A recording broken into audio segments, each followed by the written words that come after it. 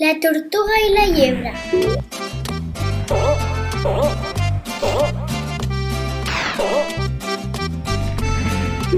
Conte.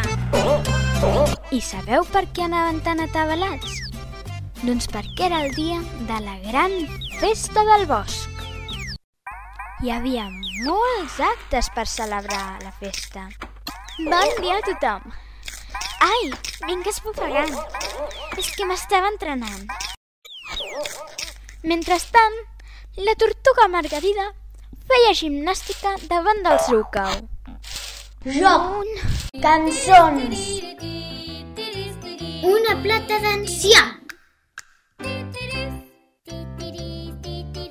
el maridet.